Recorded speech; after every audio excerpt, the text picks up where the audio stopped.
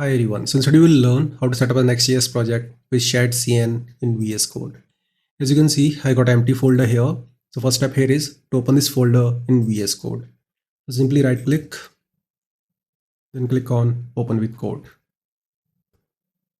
So here we got a folder opened in VS Code. Now let's go to google.com and type here Shadcn and search for it. It will be a very first website. So simply click on the link. You'll get this sort of a home page. So simply click on get started. Now you will get this sort of a page. Simply scroll a bit. Here you will find Next.js. Click on it. Now here simply click on npm because I'm using npm. If you're using yarn, burn or pnpm, just go with the other options. Then simply click on this button to copy this command and go to VS Code. Now in the VS Code, simply go to view and click on terminal to open the terminal. Now paste here what we just copied. You can press shift plus insert key on your keyboard and hit the enter key. Now here you will get 4 options. I will go with the Next.js. Now here, because I want to have all my files in this directory, I'll put dot and a / and simply hit enter. So all the files will be created in this particular directory.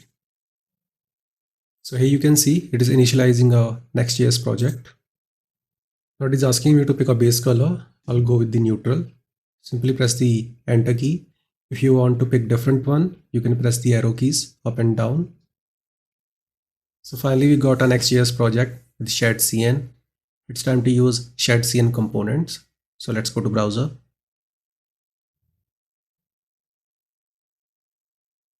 Now to add a component, you simply need to install the component first. In our case, we're going to install this button component. Simply click here to copy it. Clear the terminal. Paste what we copied and install it. So the button component is installed. Now let's see what's the next step here. Now to use it, you simply need to import it and use it like this. So just copy this. We'll go to page.tsx file and paste what we just copied. So here, go inside the app directory. Here you will find page.tsx. Simply delete what we have here and paste it. Save it. Now let's run this application by using npm run dev. Hit the enter key.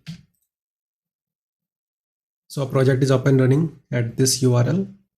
But before that, I think to see it better, we need to use a couple of classes here. Since Shadcn is built on top of Tailwind CSS, we can use those classes here. So simply use class name attribute here. Then we'll put text center.